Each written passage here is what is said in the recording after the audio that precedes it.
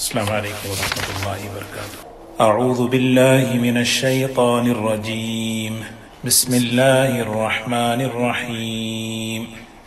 وَإِذْ أَخَذَ اللَّهُ مِيثَاقَ الَّذِينَ أُوتُوا الْكِتَابَ لَتُبَيِّنُنَّهُ لِلنَّاسِ وَلَا تَكْتُمُونَهُ فَنَبَذُوهُ وَرَاءَ ظُهُورِهِمْ وَاشْتَرَوْا بِهِ ثَمَنًا قَلِيلًا فَبِئْسَ مَا يَشْتَرُونَ۔ لَا تَحْسَبَنَّ الَّذِينَ يَفْرَحُونَ بِمَا أَتَوْا وَيُحِبُّونَ أَن يُحْمَدُوا بِمَا لَمْ يَفْعَلُوا فَلَا تَحْسَبَنَّهُمْ بِمَفَازَةٍ مِّنَ الْعَذَابِ وَلَهُمْ عَذَابٌ أَلِيمٌ۔ وَلِلَّهِ مُلْكُ السَّمَاوَاتِ وَالْأَرْضِ وَاللَّهُ عَلَى كُلِّ شَيْءٍ قَدِيرٌ۔ إِنَّ فِي خَلْقِ السَّمَاوَاتِ وَالْأَرْضِ وَاخْتِلَافِ اللَّيْلِ وَالنَّهَارِ لَآيَاتٍ لِأُولِي الْأَلْبَابِ الَّذِينَ يَذْكُرُونَ اللَّهَ قِيَامًا وَقُعُودًا وَعَلَى جُنُوبِهِمْ وَيَتَفَكَّرُونَ فِي خَلْقِ السَّمَاوَاتِ وَالْأَرْضِ رَبَّنَا مَا خَلَقْتَ هَذَا بَاطِلًا سُبْحَانَكَ فَقِنَا عَذَابَ النَّارِ۔ رَبَّنَا إِنَّكَ مَن تُدْخِلِ النَّارَ فَقَدْ أَخْزَيْتَهُ وَمَا لِلظَّالِمِينَ مِنْ أَنصَارٍ۔ رَبَّنَا إِنَّنَا سَمِعْنَا مُنَادِيًا يُنَادِي لِلْإِيمَانِ أَنْ آمِنُوا بِرَبِّكُمْ فَآمَنَّا رَبَّنَا فَاغْفِرْ لَنَا ذُنُوبَنَا وَكَفِّرْ عَنَّا سَيِّئَاتِنَا وَتَوَفَّنَا مَعَ الْأَبْرَارِ رَبَّنَا وَآتِنَا مَا وَعَدتَّنَا عَلَى رُسُلِكَ وَلَا تُخْزِنَا يَوْمَ الْقِيَامَةِ إِنَّكَ لَا تُخْلِفُ الْمِيعَادَ۔ صدق اللہ العظیم۔ سورہ آل عمران کی یہ آیت نمبر 187 ہے۔ یہاں سے انشاءاللہ آج کا درس شروع ہوگا۔ اللہ تبارک و تعالی نے اہل کتاب کی اور منافقوں کی کچھ بری خصلتوں کو بیان فرمایا اور اس امت کو متنبہ کیا کہ وہ بری چیزیں تمہارے اندر پیدا نہ ہو۔ جیسے اللہ تعالیٰ نے اس قوم کو یہ کتاب عطا فرمائی تھی اور کتاب کے دیے جانے کا مقصد ہدایت ہوتا ہے، راہ پانا، زندگی میں رہبری حاصل کرنا، یہ کتاب کا مقصد ہوتا ہے۔ لیکن ان لوگوں نے کیا کیا؟ اس اللہ کی کتاب کی ناقدری کی۔ اللہ تعالیٰ نے جو احکامات تورات میں بتائے تھے اس کو انہوں نے بدلنا شروع کیا، لفظی طور پر بدلا، معنوی طور پر بدلا، اور اس کو چھپانا، احکامات کو چھپانا شروع کیا۔ اور یہ صرف اور صرف اپنے اغراض کے لیے، اپنی نفسانی خواہشات کے لیے۔ مدینہ منورہ میں جب نبی کریم صلی اللہ علیہ وسلم تشریف لائے تو مدینے کے اندر 10 بڑے یہودی علماء تھے۔ ان 10 علماء میں صرف ایک تھے حضرت عبداللہ ابن سلام رضی اللہ تعالی عنہ جو اسلام قبول کیے، باقی کسی نے اسلام قبول نہیں کیا۔ حالانکہ تورات میں اللہ کے رسول صلی اللہ علیہ وسلم کے صفات کو اور آپ کی نبوت کی علامتوں کو بیان کیا گیا تھا۔ جیسے ہم نے اس سورہ آل عمران کے شروع میں بھی یہ بات ہم نے پڑھی تھی کہ یہ سورت جو نازل ہوئی ہے، نجران کا وفد، نجران کی عیسائیوں کی جماعت حضور اکرم صلی اللہ علیہ وسلم کے پاس کچھ سوالات لے کر آئی۔ جب یہ لوگ واپس جانے لگے تو ان میں سے کسی نے پوچھا، اس میں عیسائی علماء تھے، پادری تھے، تو ان سے بات چیت کرتے ہوئے کہا کہ جب تمہیں پتا ہے کہ یہ اللہ کے آخری نبی ہیں تو ان پر ایمان کیوں نہیں لاتے؟ تو انہوں نے کہا کہ اگر ہم ان پر ایمان لائیں گے تو ہمیں جو دنیا مل رہی ہے، بادشاہوں کے ذریعے سے جو اعزازات مل رہے ہیں وہ بند ہو جائیں گے۔ یہ بات ہے۔ اللہ تبارک و تعالیٰ نے ان کی بات ہمیں اس لیے سنائی کہ یہ خصلت اس امت کے اندر پیدا نہ ہو۔ اللہ تعالیٰ نے ہمیں اللہ کا علم قرآن پاک دیا ہے، یہ سب سے بڑی نعمت ہے۔ اس کو پڑھنا، اس کو سمجھنا، اس کے احکامات کو بیان کرنا اور اللہ کے علم کو پھیلانا، اسی لیے علم کو پھیلانا عبادت ہے، علم کو چھپانا حرام ہے۔ حدیث پاک میں اس کی بڑی وعید آئی ہے، جو شخص اللہ کے علم کو چھپائے اللہ تبارک و تعالی قیامت کے دن اس کے منہ میں جہنم کی لگام دیں گے۔ اللہ کا علم بتانے کی چیز، اسی لیے بولنے کی بھی ہمت ہو، سننے کی بھی ہمت ہو۔ اللہ کا علم ایسا نہیں ہے کہ کسی پہ دباؤ ڈالا جائے کہ آپ حق بات نہ کریں، اور نہ بتانے والا کوئی کسی دباؤ میں آ کر حق بات نہ چھپائے۔ جتنی بھی دنیا کی چیزیں ہیں سب فنا ہونے والی ہیں، ختم ہونے والی ہیں۔ اس دنیا کی چیزوں کی وجہ سے اور انسان اپنے اغراض کی وجہ سے، اپنے مفاد کی وجہ سے اللہ کے علم کو، اللہ کی کتاب کو اگر چھپائے نہ بتائے تو قیامت کے دن اللہ تبارک و تعالیٰ اس کی بڑی سخت پکڑ کرتے ہیں۔ یہی بات اللہ تعالیٰ نے یہاں فرمائی، وَإِذْ أَخَذَ اللَّهُ مِيثَاقَ الَّذِينَ أُوتُوا الْكِتَابَ، یاد کرو اس وقت کو جس وقت کے اللہ تعالیٰ نے اہل کتاب سے ایک عہد لیا تھا، ایک عہد ان سے خاص عہد لیا تھا۔ کیا عہد لیا تھا؟ کہ اللہ تعالیٰ دنیا میں تمہیں کتاب عطا کریں گے، اس کتاب کو کھول کھول کر تم بیان کرنا، کبھی کسی حکم کو چھپانا نہیں۔ لَتُبَيِّنُنَّهُ لِلنَّاسِ، لوگوں کے سامنے تم ضرور بالضرور اس کو واضح کرو گے، اس کے احکامات کو کھول کر بیان کرو گے لوگوں کے ساتھ، کیونکہ بیان کہتے ہیں ہر چیز کو واضح کر کے بولنا۔ یہ اللہ کا کلام ہے، یہ اللہ کی بات ہے، یہ مسئلہ ہے، یہ شریعت کا یہ مسئلہ ہے نا، یہ اللہ کے دین کا تقاضا ہے۔ ناراض ہو جائیں گے، ہم سے جو ہے بدزن ہو جائیں گے، ہم سے بددل ہو جائیں گے، ہماری شہرت میں کمی آ جائے گی، اس لیے ہم اس بات کو نہیں کہیں گے۔ یہ بات غلط ہے، یہ بات اس امت کے اندر پیدا نہ ہو۔ اللہ تعالیٰ نے یہ بات ہمیں ان کی سنا رہے ہیں۔ اللہ تعالیٰ نے عہد لیا اہل کتاب سے کہ لَتُبَيِّنُنَّهُ لِلنَّاسِ وَلَا تَكْتُمُونَهُ، کہ تم اللہ کی کتاب کو بیان کرو گے اور اس کتاب کے حکم کو، احکامات کو چھپاؤ گے نہیں۔ کسی بات کو، کسی حکم کو دنیا کی غرض سے، اپنے نفس کی خواہش کی بنیاد پر اسے چھپاؤ گے نہیں۔ یہ اللہ تعالیٰ نے ان سے عہد لیا، لیکن انہوں نے عہد کو توڑ دیا، انہوں نے اس کی پرواہ نہیں کی۔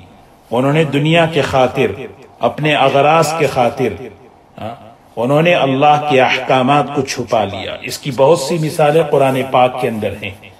جب انہوں نے اس کو چھپایا، فَنَبَذُوهُ، پس اس کو پھینک دیا، یعنی اللہ تعالیٰ کی کتاب کو، اللہ تعالیٰ کے جو وراء ظہورہم، اپنے پیٹھ کے پیچھے، فَنَبَذُوهُ وَرَاءَ ظُهُورِهِمْ، پس انہوں نے اس کو پسے پشت ڈال دیا۔ اللہ کی کتاب آگے رکھنے کی چیز تھی، انہوں نے اس کو پسے پشت ڈال دیا۔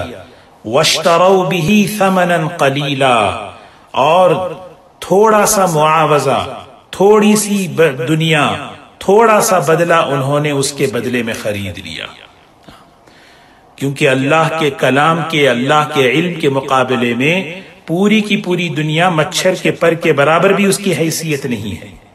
اللہ تعالیٰ کرے ثمناً قلیلا، بہت ہی کم معاوضہ، بہت ہی کم بدلہ انہوں نے اس کے مقابلے میں کیا کر لیا؟ خرید لیا۔ فَبِئْسَ مَا يَشْتَرُونَ، کیا ہی بدترین چیز ہے جو وہ خرید رہے ہیں۔ کیا خرید رہے ہیں؟ اصل میں دنیا نہیں خرید رہے بلکہ جہنم کی آگ کو خریدا جا رہا ہے۔ جہنم، اللہ کے علم کو چھپا کر دنیا لینا، اللہ کے علم کو چھپا کر جو ہے اپنی نام و نمود اور اپنی شہرت کو حاصل کرنا، یہ چیزیں جو ہے یہ کام آنے والی نہیں ہیں۔ فَبِئْسَ مَا يَشْتَرُونَ۔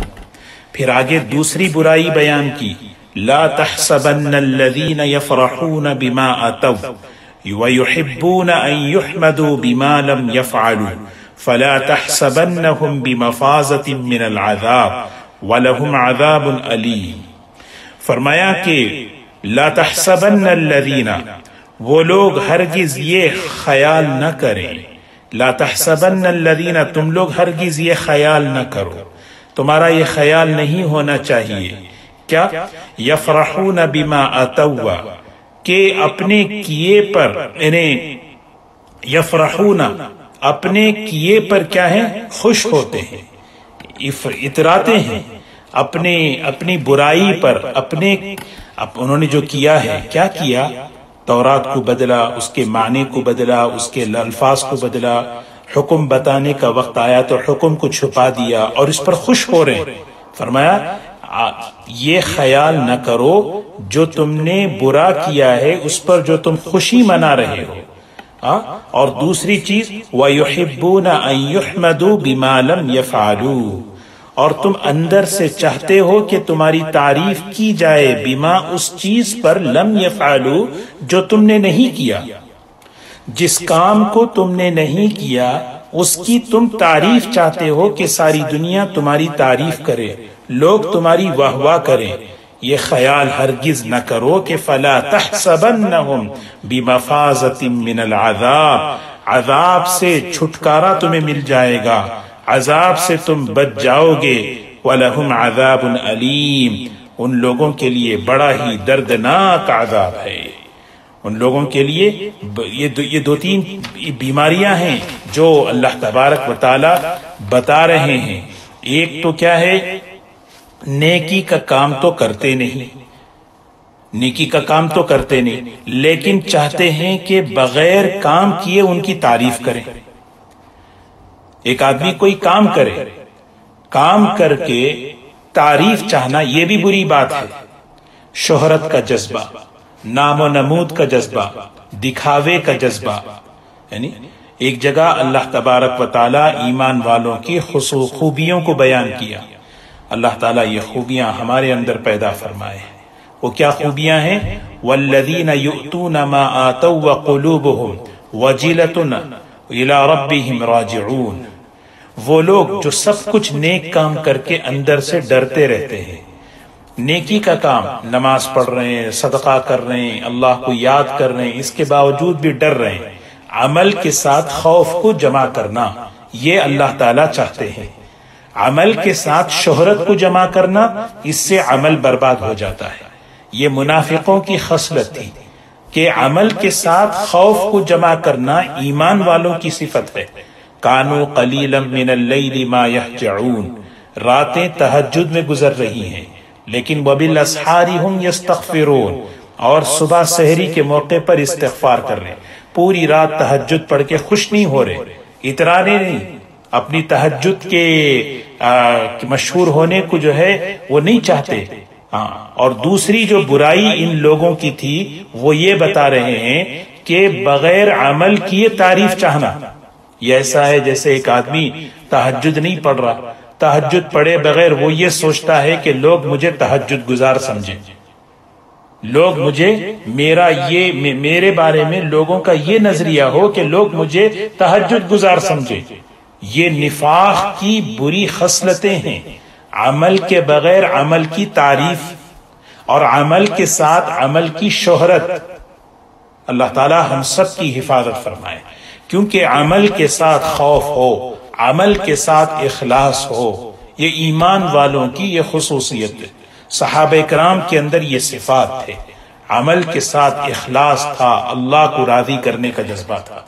اور اس کے ساتھ عمل کے ساتھ ڈرتے تھے۔ یہاں منافقین کی 3 باتیں بیان کی، ان آیتوں میں 2 آیتوں میں 3 باتیں ہیں۔ سب سے پہلی بات یہ ہے کہ اللہ کے علم کو یہ چھپاتے تھے، یہ اللہ کے علم کو چھپاتے تھے۔ ہمیں اللہ نے ہمیں بھی ایک کتاب دی ہے، قرآن پاک، اس کو ہمیں پڑھنا چاہیے، اس پر عمل کرنا چاہیے، اس کو سمجھنا چاہیے، اس کا ترجمہ سمجھنا چاہیے۔ سب سے پہلے حضرت شاہ ولی اللہ رحمۃ اللہ علیہ نے قرآن پاک کا ترجمہ جب کیا فارسی زبان میں، ایک طبقہ حضرت کے مخالف ہو گیا، لوگوں نے کہنا شروع کر دیا کہ یہ تو بہت برا کام کیا انہوں نے اللہ کے راز کو ظاہر کر دیا، حالانکہ ایسا نہیں تھا۔ اللہ کا کلام سمجھنے کی ہے، کوئی فارسی زبان والا، کوئی اردو زبان والا، وہ زبان میں ترجمے ہیں، انگریزی میں ترجمے ہیں۔ اللہ تعالیٰ کے کلام کو پڑھنا، اللہ کے کلام کو سمجھنا کہ اللہ تعالیٰ کیا کہہ رہے ہیں۔ ان کے بیٹے حضرت شاہ عبدالعزیز صاحب رحمۃ اللہ علیہ نے تفسیر لکھی، اور ان کے ایک بیٹے حضرت شاہ عبدالقادر صاحب اور شاہ رفیع الدین صاحب رحمۃ اللہ علیہ انہوں نے ترجمے کی۔ تو یہ ترجمے جو ہیں یہ ہمیں کیوں ہیں؟ یہ ہم اللہ کے کلام کو پڑھیں، اس کو سمجھیں۔ ایسا نہیں ہے کہ قرآن پاک کل قیامت کے دن یہ کہے یہ وہ لوگ ہیں جنہوں نے قرآن پاک کو بیکار سمجھا تھا۔ وقال الرسول یا رب ان قوم اتخذوا هذا القرآن مہجورا۔ یہ ہیں یہ لوگ جنہوں نے قرآن کو بیکار سمجھا، نہ پڑھا، نہ اسے سمجھا، نہ ترجمہ سمجھا، نہ تفسیر پڑھی۔ دوستو یہ سب سے بڑی چیز اللہ کے علم کو چھپانا نہیں، اللہ کے علم کو بتانا۔ دوسری چیز کیا ہے کہ عمل کے ساتھ خوف کو جمع کرنا۔ یہ لوگ عمل کے ساتھ شہرت، یہ زمانہ شہرت کا ہے، اور شہرت کے جو اسباب پھیلے ہوئے ہیں، آدمی چاہتا ہے کہ میرا عمل مشہور ہو جائے۔ یہ عمل یہ فتنے میں آنے والی چیز ہے۔ تیسری جو بیماری ہے، نہ کر کے عمل کی تعریف چاہنا، نہ کر کے عمل کی تعریف چاہنا۔ یہ 3 بیماریاں اللہ تعالیٰ فرما رہے، کیا یہ ان کا خیال ہے کہ یہ سب کچھ کرنے کے بعد یہ عذاب سے بچ پائیں گے؟ ہرگز اس طرح خیال نہ کریں۔ وَلَهُمْ عَذَابٌ أَلِيمٌ، ان کے لیے بڑا ہی دردناک عذاب ہے۔ وَلِلَّهِ مُلْكُ السَّمَاوَاتِ وَالْأَرْضِ، اللہ ہی کے لیے ہے آسمانوں اور زمین کی سلطنت۔ واللہ علی کل شیء قدیر، اللہ تعالیٰ ہر چیز پر پوری قدرت رکھنے والا ہے۔ ان فی خلق السماوات والارض واختلاف اللیل والنہار لآیات لأولی الالباب۔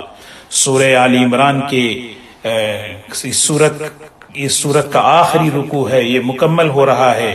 اس سورت کا لب لباب، اس سورت کا خلاصہ، اس سورت کا مغز بیان کیا جا رہا ہے۔ کیا مقصد ہے، کیا ہے اصل چیز، کیا ہے؟ سب سے پہلی بات یہ آیتیں جب نہ ایک مرتبہ حضور اکرم صلی اللہ علیہ وسلم رات میں تہجد میں اتنا آپ نے قیام فرمایا کہ آپ کے قدم مبارک پر ورم آ گیا، تو پوچھا گیا تو فرمایا کہ میں اللہ کا شکر گزار بندہ کیوں نہ بنوں؟ حضرت عائشہ رضی اللہ تعالی عنہ نے فرمایا آپ تو بخشائے ہیں، اللہ تعالیٰ نے آپ کو معاف کر دیا، پھر آپ اتنا کیوں اپنے آپ کو تھکاتے ہیں؟ تو فرمایا اللہ تعالیٰ میں کیا اللہ کا شکر گزار بندہ نہ بنوں؟ کیونکہ اللہ تعالیٰ نے یہ آیتیں مجھے عطا فرمائی، اور یہ آیتیں سورہ آل عمران کا آخری رکوع آپ نے پڑھ کر سنایا۔ دیکھیے کیسی عجیب بات ہے کہ ان آیتوں کے نازل ہونے پر حضور اکرم صلی اللہ علیہ وسلم نے شکر ادا کیا اللہ تعالیٰ کا، وہ شکر عبادت کا، وہ شکر جو ہے قیام میں لمبا کا۔ ہمیں سکھایا جائے سب سے بڑی نعمت کا شکر جو ہے نا، نیک اعمال کی توفیق پر اللہ کا شکر ادا کرنا ہے۔ اللہ تعالیٰ نے ہمیں کتنی نعمتوں سے نوازا ہے، اور حضور صلی اللہ علیہ وسلم جب یہ نعمتیں ملتی تھیں آپ اللہ کا شکر ادا کرتے، تو شکر میں عبادتوں کو بڑھا دیتے، عمل کو بڑھا دیتے تھے۔ تو اس میں کیا ہے؟ اللہ اکبر، اس میں جو ہے بڑی دعائیں ہیں اس میں۔ ان فی خلق السماوات، بے شک آسمانوں اور زمین میں، آسمانوں اور زمین کے پیدائش میں، اس کے خلقت میں، اس کے بنانے میں، واختلاف اللیل والنہار، رات اور دن کے آنے جانے میں، رات اور دن کے بدلنے میں، کبھی رات لمبی کبھی دن چھوٹا، کبھی دن بڑا کبھی رات چھوٹی، کیسے رات اچانک آتی ہے کبھی صبح آتا ہے، یعنی کیسے واختلاف لآیات، بہت بڑی نشانیاں ہیں، نشانیاں ہیں اللہ کے ایک ہونے کی۔ یہ کائنات کے اندر اللہ ایک ہے، اللہ ہے اور ایک ہے۔ اس کی سب سے بڑی نشانی ہے آسمان و زمین کی پیدائش اور اس کے درمیان کے نظام کو چلانا، کیونکہ دو اگر چلانے والے ہوتے تو اتنا بہترین نظام نہیں چلتا۔ ایک کوئی چلانے والا ہے اور ایک چلانے والا ہے۔ عقل سے اللہ تعالیٰ دعوت دے رہے ہیں، آسان، غور کرو کتنا بڑا آسمان ہے، بغیر ستون کے اس کو اللہ نے کھڑا کیا۔ پہاڑوں کو دیکھو، زمین کی وسعت کو دیکھو، اور پھر رات اور دن روزانہ تمہارے سامنے یہ بدل رہے ہیں۔ فرمایا لآیات، اللہ کے ایک ہونے کی، اللہ کے قدرت و قادر ہونے کی یہ نشانی ہے۔ نشانی دیکھ کر، علامت دیکھ کر پہچانا جاتا ہے۔ ایک دیہاتی نے کہا البعرۃ تدل علی البعیر، مینگنی، کسی بکری کی مینگنی پڑی ہوئی ہے تو دیکھتے ہی فوراً آدمی سمجھتا ہے یہاں سے بکری گزری ہے۔ وآثار الاقدام تدل علی الاثیر، یعنی قدموں کے نشانات دیکھ کر جو ہے آدمی پہچانتا ہے یہاں سے کوئی چلا ہے۔ فالسماء ذات ابراج والارض ذات فجاج، اتنا بڑا آسمان، اتنی بڑی زمین، فکیف لا تدل علی وجود اللطیف الخبیر، ایک اللہ کی وجود پر، ایک اللہ کے ایک ہونے پر کیسے یہ جو ہے یہ ثابت نہیں ہوتے۔ لآیات، یہ نشانیاں ہیں، لأولی الالباب، عقل والوں کے لیے، عقل مندوں کے لیے بہت بڑی نشانیاں ہیں۔ عقل والے کون ہیں؟ الباب لب کی جمع ہے، لب کہتے ہیں مغز، یعنی عقل والے، جن میں عقل ہوتی ہے، جن میں فہم ہوتی ہے، ان کے لیے یہ لوگ جو ہے اس کو دیکھ کر کیا کرتے ہیں؟ نشان اللہ کو پہچانتے ہیں۔ اور آگے فرمایا اللہ عقل مند کون لوگ ہیں؟ کیونکہ کوئی آدمی اپنے کو بیوقوف سمجھتا نہیں، ہر آدمی اپنے آپ کو عقل مند سمجھتا ہے۔ تو قرآن پاک نے، اللہ تعالیٰ نے عقل والوں کی تفسیر فرما دی، اولو الالباب کی تشریح فرما دی، کہ اس سے پتا چلتا ہے کہ اصل عقل کسے کہتے ہیں، عقل والا کون ہے۔ سب سے پہلی چیز الذین یذکرون اللہ، وہ لوگ ہیں عقل والے جو اللہ کو یاد کرتے ہیں، اللہ کو یاد کرتے ہیں، اللہ کو یاد کرتے ہیں۔ یہ سب سے بڑی چیز ہے، یذکرون اللہ، اللہ کو یاد کرنا، اللہ کا ذکر کرنا، یہ عقل والوں کی سب سے غور و فکر کرتے ہیں۔ غور و فکر کر کے کیا ہے یہ سب سے، کیونکہ آدمی جو ہے عقل جو ہے نا اسی لیے دیے ہیں کہ نتیجے کو غور کرے، ان علامتوں کو دیکھ کر اس کے نتیجے کو غور کرے۔ یہ ساری کائنات کے اندر جتنی علامتیں ہیں اس کا نتیجہ ایمان ہے۔ وہ ایمان کیا ہے؟ ان سب کا بنانے والا ایک اللہ ہے۔ الذین یذکرون اللہ قیاما وقعودا وعلی جنوبہم، اللہ تعالیٰ کو یاد کرتے ہیں کھڑے، بیٹھے، لیٹے، تینوں حالتیں۔ انسان کی تینوں حالتیں ہوتی ہیں، یا تو کھڑا ہوا، یا تو بیٹھا ہوا، یا تو لیٹا ہوا، یعنی مطلب یہ ہے کہ ہر حال میں اللہ کو یاد کرتے ہیں۔ ہر حال میں اللہ کو یاد کرنے کا مطلب کیا ہے؟ اللہ کو یاد رکھتے ہیں، اللہ کو یاد رکھ کر زندگی گزارتے ہیں۔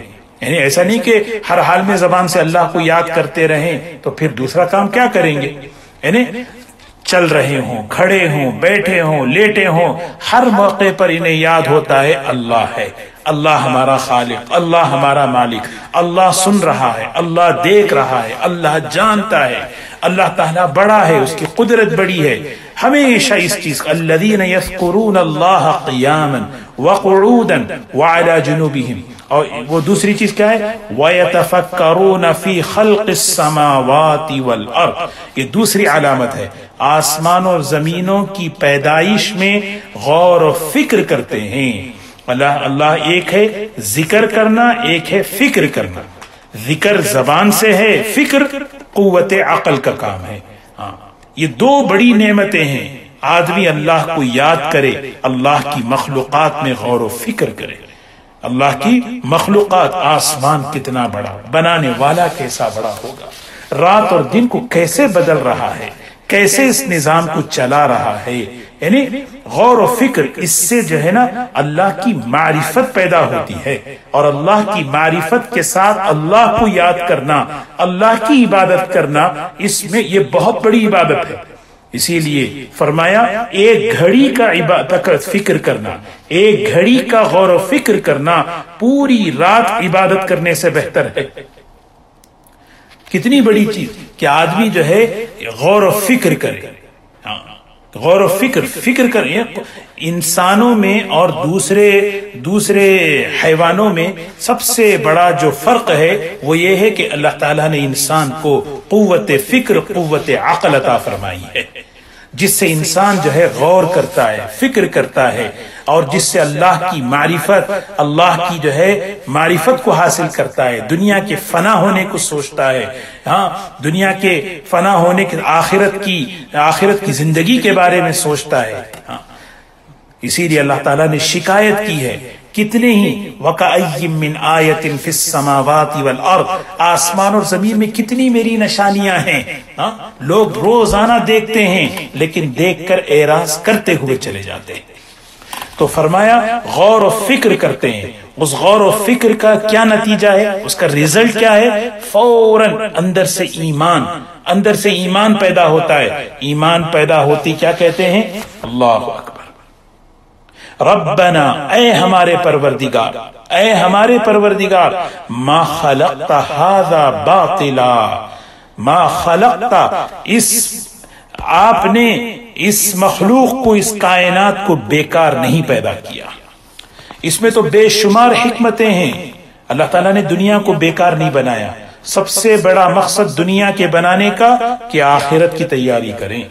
سب سے بڑا مقصد دنیا کے پیدا کرنے کا.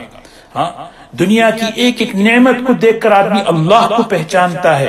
ما خلقت هذا باطلا، کسی چیز کو آپ نے فضول نہیں پیدا کیا، بیکار نہیں پیدا کیا. بے شمار حکمتیں اور مصلحتیں ہر ایک چیز میں رکھی ہیں. ہاں یہ ہماری عقل وہاں تک پہنچ نہیں سکتی. بندہ غور و فکر کرے، اور پھر اس کے بعد کیا کہتا ہے؟ غور و فکر کے نتیجے میں عقل والوں کی زبان سے کیا دعائیں نکلتی ہیں، ان کی سوچ کیا ہوتی ہے؟ سب سے پہلے اللہ کی بارگاہ میں کہتے ہیں فقنا عذاب النار، سبحانک، آپ پاک ہیں، آپ منزہ ہیں، کسی چیز کو بیکار پیدا کرنے سے آپ پاک ہیں.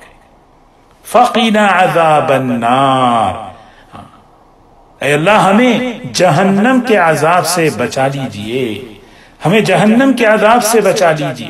فقنا عذاب النار. ربنا انک من تدخل النار فقد اخزیتہ، بے شک اے اللہ جس کو آپ جہنم میں داخل کر دیں، فقد اخزیتہ، واقعی وہ تو رسوا ہو گیا، ذلیل ہو گیا.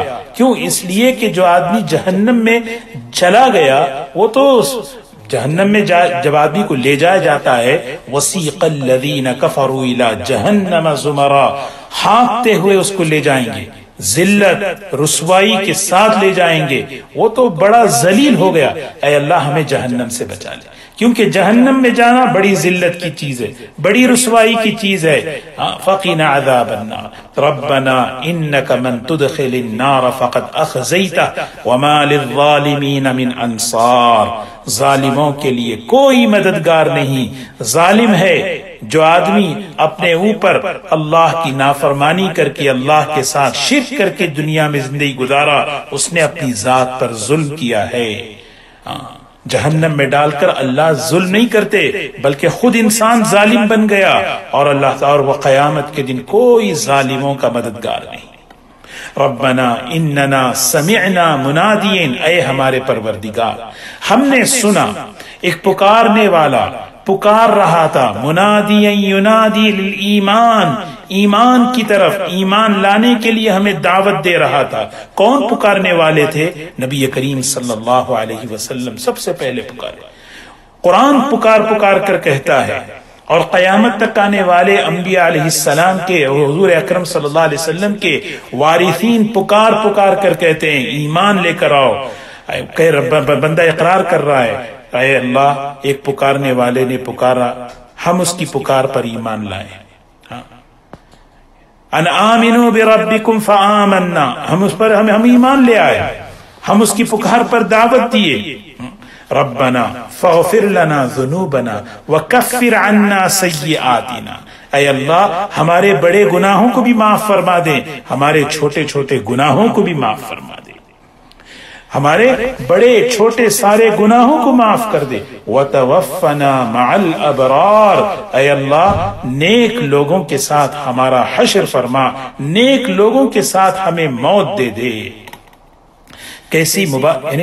کیسی بہترین دعائیں دیکھیں، یہ انبیاء علیہ السلام یہ دعائیں مانگتے تھے۔ یوسف علیہ السلام نے دعا مانگی، اے اللہ ہمیں نیک، یہ عقل، جب عقل صحیح ہوتی ہے، فہم صحیح ہوتی ہے، عقل میں ہدایت کا نور جب آتا ہے تو یہ فکر ہوتی ہے، یہ کوشش ہوتی ہے، یہ مانگا جاتا ہے جہنم سے بچ جاؤں، آخرت کی رسوائی سے بچ جاؤں، ایمان لے کر آ جاؤں، اللہ کے رسول صلی اللہ علیہ وسلم کی پکار پر میں لبیک کہوں۔ یہ جو ہے نا عقل والوں کی باتیں ہیں۔ پھر آگے فرمایا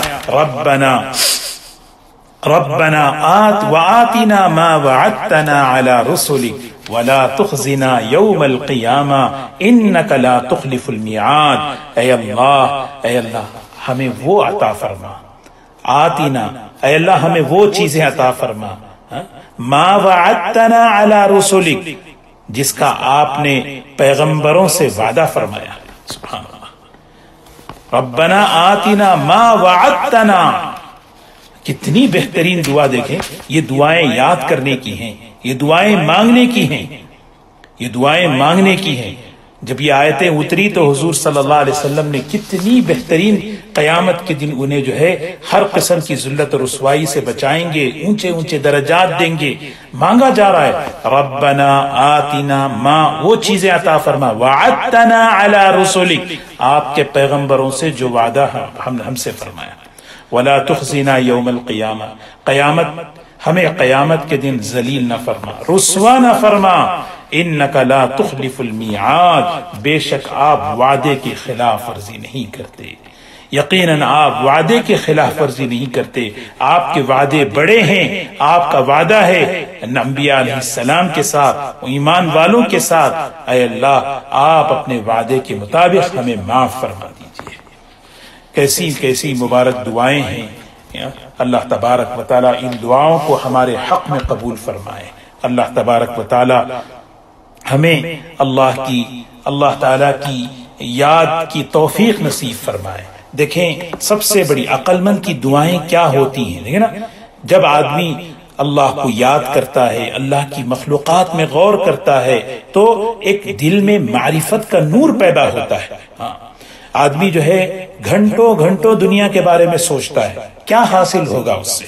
تھوڑی دیر اللہ کو یاد کرنا، تھوڑی دیر اللہ کو یاد کرنا، ذکر کرنا، تھوڑی دیر روزانہ کے وقت تھوڑی دیر اللہ کی مخلوقات پر غور کرنا، اللہ کے احسانات کو سوچنا، اللہ کی محبتوں کو سوچنا، اس سے اللہ کی رحمت متوجہ ہوتی ہے، اور اس ذکر اور فکر کی برکت سے نیکیوں کی توفیق ملتی ہے، برائیوں سے بچنے میں ہمت ملتی ہے، اور سب سے بڑی چیز اللہ پاک اس ذکر سے دلوں کو ہدایت کا نور عطا فرماتے۔